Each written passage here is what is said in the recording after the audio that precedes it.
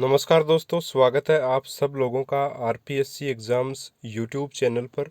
और दोस्तों, आज के इस वीडियो में अपन कॉन्सेप्ट मैपिंग यानी मानचित्र का जो सिद्धांत एक दिया गया है कि मानचित्र बना करके कैसे पढ़ा जा सकता है, वह सिद्धांत क्या है क्या नहीं है, किसने ये सिद्धांत दिया है, सारी बातों के बारे में आज डिस्कस करने वाले हैं। छोटा वीडियो होगा। साथ ही इस वीडियो में अभी तक जितना भी अपन ने अधिगम के बारे में पढ़ा है, सारे सिद्धांत पढ़े हैं, उनसे संबंधित 10% भी मैंने साथियों वहाँ पे इसी वीडियो में लिए हैं। तो वीडियो के लास्ट में प्रश्नों को देखेंगे। छोटा सा ये सिद्धांत है, इसको पहले देख लेते हैं। और ये अपना जो है आपको पता ही होगा, यूनिट नंबर 2 का अपना 13वां वीडियो है। लगभग 12 वीडियो अपन अपलोड कर चुके हैं। तो ये 13वां वीडियो और इसी के साथ जो अधिगम का जो टॉपिक है वो तो कंप्लीट हो जाएगा। और नेक्स्ट वीडियो से अपन या तो अभिप्रेरणा को स्टार्ट करेंगे या फिर चिंतन वाले टॉपिक को स्टार्ट करेंगे। और दोनों ही टॉपिक बहुत ज़्यादा बड़े नहीं हैं, जल्दी जल्दी हो जाएंगे। और अब ये जल्द ही यूनिट नंबर 2 भी आपकी कंप्लीट होने वाली है। तो सबसे पहले देख लेते हैं कॉन्सेप्ट मैपिंग होता क्या है। देखिए साथियों, कॉन्सेप्ट मैपिंग की अगर मैं बात करूं तो कॉन्सेप्ट मैपिंग जो है, इसको अपन अवधान मानचित्र, मानचित्रण भी बोल सकते हैं, संकल्पना नक्शा भी बोल सकते हैं। तो इसको काफ़ी नामों से जो वो जाना जाता है, तो इसमें तो कोई विशेष बात नहीं है।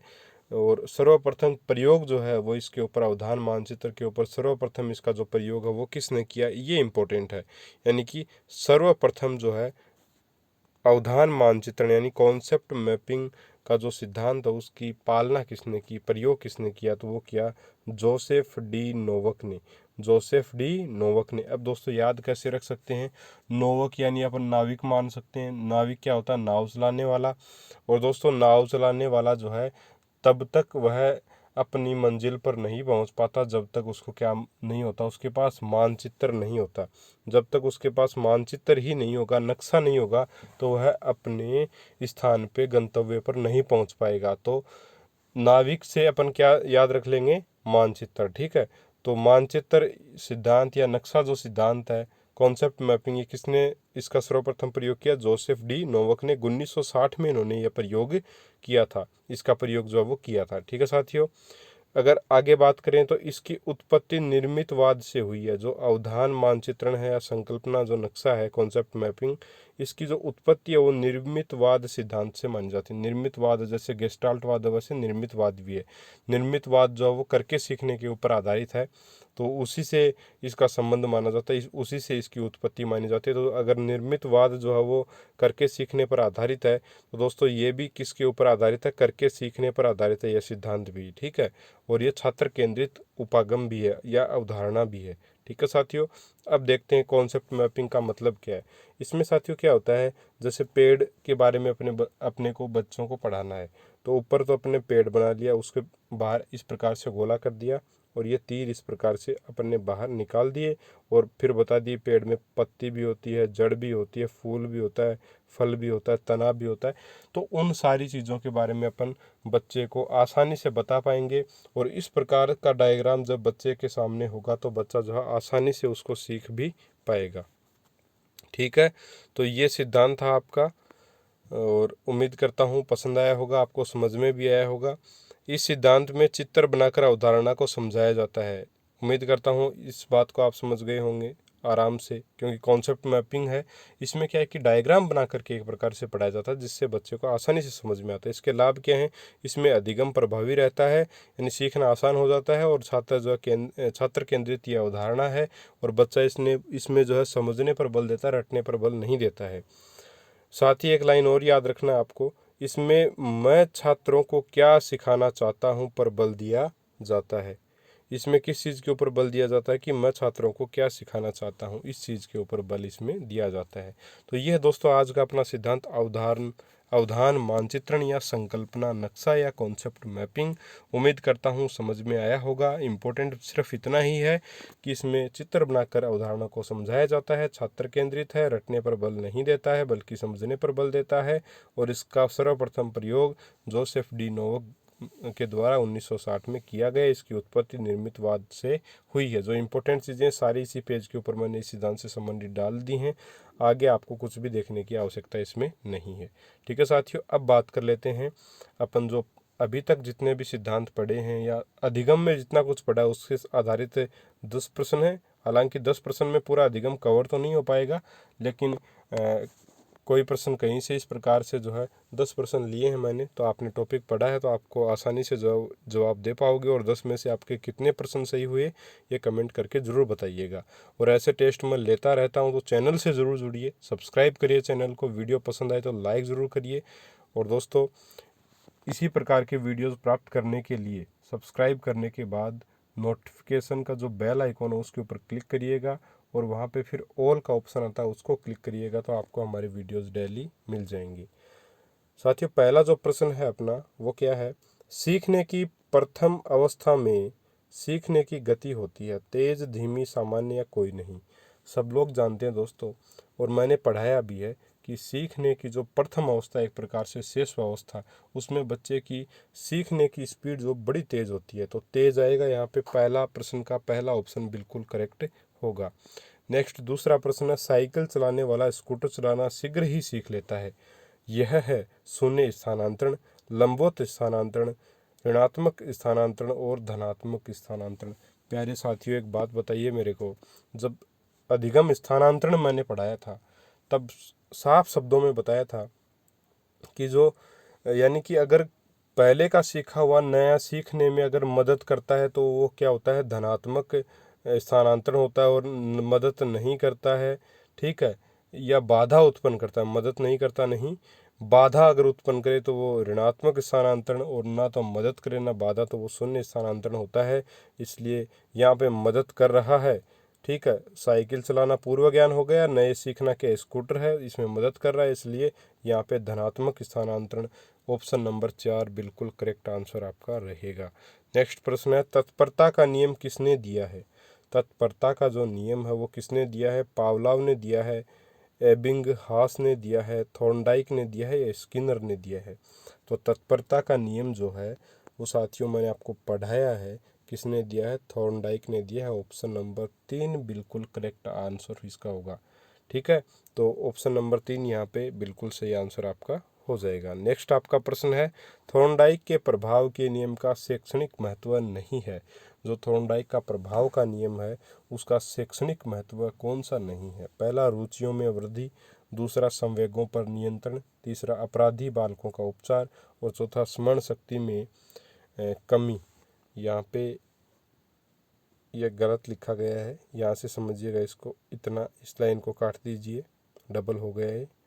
स्मरण शक्ति में कमी, तो शैक्षणिक महत्व नहीं है, तो यही नहीं है। स्मरण शक्ति में कमी नहीं होगी, प्रभाव के नियम से वृद्धि ही होगी, तो ऑप्शन नंबर 4 जो वो बिल्कुल सही आंसर आपका यहाँ पे रहेगा। नेक्स्ट आपका प्रश्न है, हल का सिद्धांत किस प्रक्रिया से संबंधित है? दोस्तों, फर्स्ट ग्रेड में सेकंड ग्रेड में आया हुआ प्रश्न है, सेकंड ग्रेड में आया हुआ प्रश्न है कि हल का सिद्धांत किस प्रक्रिया से संबंधित है? जो प्रबलन का सिद्धांत है, पुनर्बलन का सिद्धांत जो अधिगम का, वो सिद्धांत हल के द्वारा CL हल के द्वारा प्रतिपादित किया गया। और वह सिद्धांत किससे संबंधित है ये पूछा इस प्रश्न में। तो ऑप्शन नंबर 1 है, सीखने की व्याख्या से, 2 ध्येय कर्मारोह से, 3 सीखने की पुनः व्याख्या से, और 4 सीखने की व्याख्या के सबलीकरण से। तो यहाँ पे साथियों कौन सा ऑप्शन सही होगा? इस सिद्धांत जब पढ़ाया था तो मोस्ट इम्पोर्टेंट करके बताया था कि ये लाइन रट लेना आप, कि सीखने की व्याख्या के सबलीकरण से। हल का जो सिद्धांत है वो सीखने की व्याख्या के सबलीकरण से संबंधित है। ऑप्शन नंबर 4 यहाँ पे बिल्कुल करेक्ट आंसर आपका रहेगा। नेक्स्ट आपका प्रश्न है, सीखने का क्लासिकल कंडीशनिंग सिद्धांत। क्लासिकल कंडीशनिंग सिद्धांत किसने प्रतिपादित किया? स्किनर ने, पावलोव ने, थॉर्नडाइक ने, या कोहलबर्ग ने? साथियों, क्लासिकल कंडीशनिंग जो है वो आपका सिद्धांत किसने प्रतिपादित किया? आप सब लोग जानते हो। ऑप्शन नंबर यहाँ पे कौन सा सही रहेगा? पावलोव। ऑप्शन नंबर 2 जो है वो बिल्कुल करेक्ट है। पावलोव ने जो है क्लासिकल कंडीशनिंग सिद्धांत प्रतिपादित किया, और इसमें इन्होंने प्रयोग किसके ऊपर किया था? कुत्ते के ऊपर इन्होंने प्रयोग किया था। घंटी वाला प्रयोग याद आ गया होगा मेरे हिसाब से, वही है क्लासिकल कंडीशनिंग थ्योरी, ठीक है साथियों। नेक्स्ट आपका जो प्रश्न है, निम्नलिखित में से कौन पियाजे के अनुसार बुद्धि का निर्धारक तत्व नहीं है? सामाजिक संचरण, अनुभव, संतुलीकरण, और 4 इनमें से कोई नहीं। तो साथियों, पियाजे के अनुसार बुद्धि का जो निर्धारक तत्व नहीं है वो आपका अनुभव है, वो बिल्कुल बुद्धि का निर्धारक तत्व होगा, क्योंकि अनुभव से अपन सीखते हैं।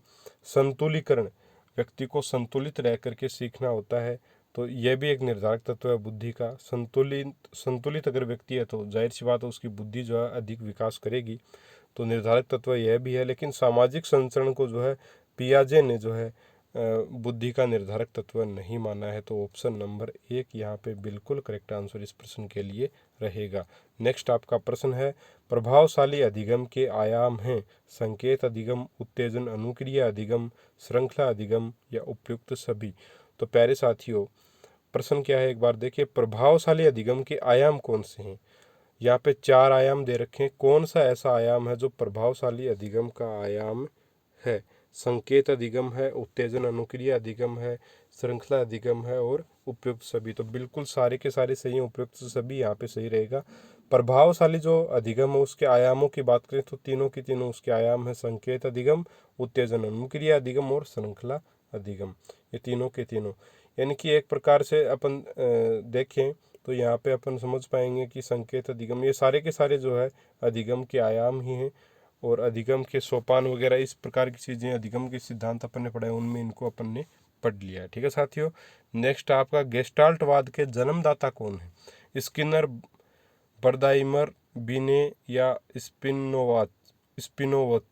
स्पिनोविच। ठीक है, तो गेस्टाल्टवाद के जन्मदाता कौन है।